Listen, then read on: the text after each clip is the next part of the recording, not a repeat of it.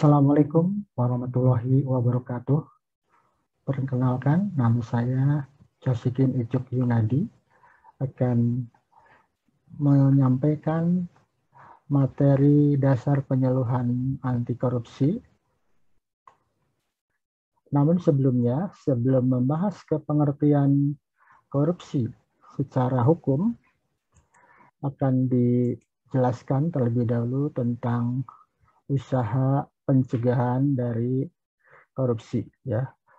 Usaha mencegah korupsi pertama adalah melakukan tindakan preventif, ya. Kedua, melakukan edukasi sedini mungkin, pengembalian uang negara, melakukan pengawasan melekat, mensosialisasikan penyuluhan anti korupsi, ya. Perbaikan sistem pengawasan dan juga mempermudah sistem perizinan. Sedangkan tujuan akhir dari upaya pencegahan adalah menghapus segala bentuk korupsi dalam rangka menunjang terwujudnya good governance.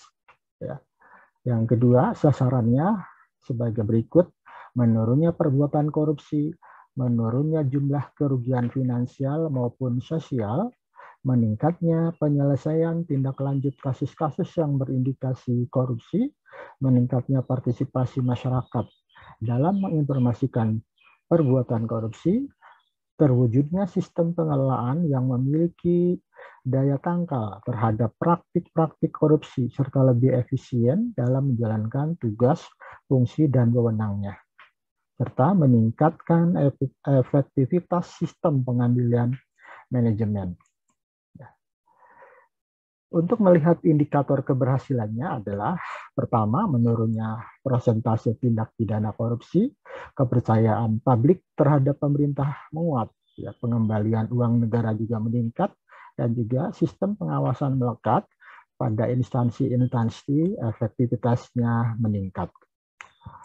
Selanjutnya, dampak dari perbuatan korupsi di berbagai sektor, ya, di antaranya harga alat-alat kesehatan mahal, meningkatnya angka kematian dan ibu melahirkan,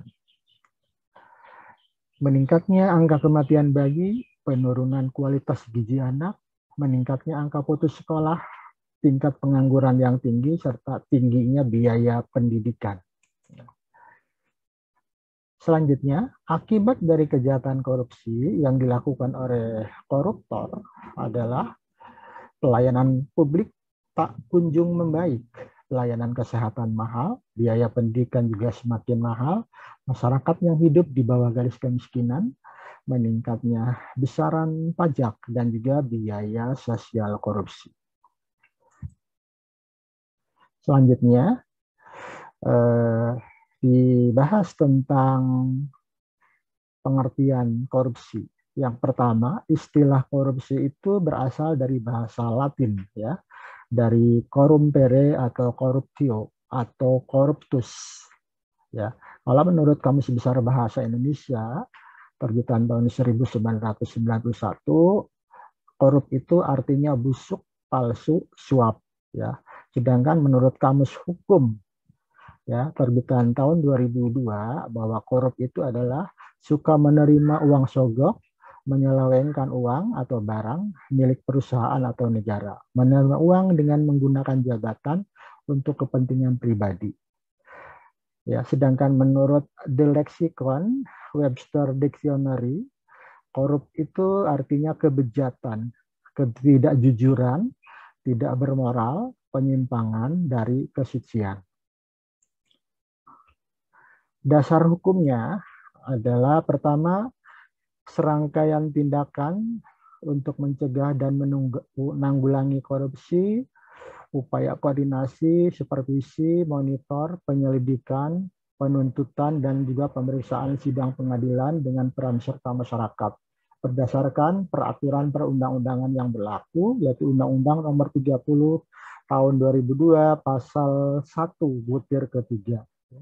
Berdasarkan Undang-Undang Nomor 30 Tahun 2002, telah dibentuk komisi yang khusus menangani korupsi, yaitu Komisi Pemberantasan Korupsi. Selanjutnya, dasar hukum berikutnya adalah Undang-Undang Nomor 15 Tahun 2002 tentang Tindak Pidana Pencucian Uang, Undang-Undang Nomor 30 Tahun 2002 tentang Komisi Pemberantasan Tindak Pidana Korupsi, Peraturan Pemerintah Nomor 71 Tahun 2000 tentang tata cara pelaksanaan peran serta masyarakat dan pemberian penghargaan dalam pencegahan dan pemberantasan tindak pidana korupsi, serta Undang-Undang Nomor 31 Tahun 1999 tentang pemberantasan tindak pidana korupsi.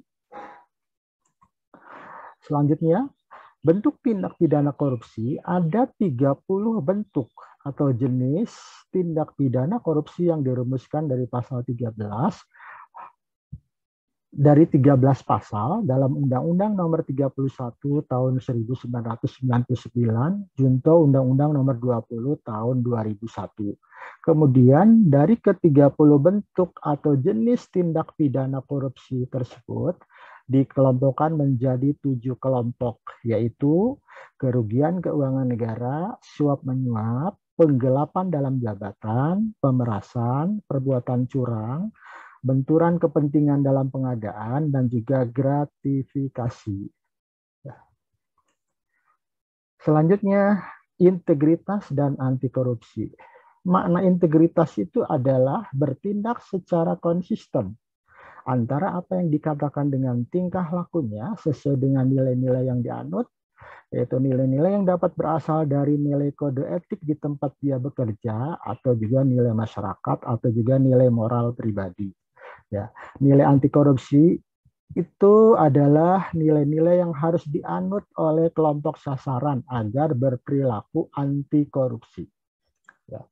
Nilai-nilai anti korupsi tersebut antara lain meliputi kejujuran, kepedulian, kemandirian, kedisiplinan, tanggung jawab, kerja keras, kesederhanaan, keberanian, serta keadilan.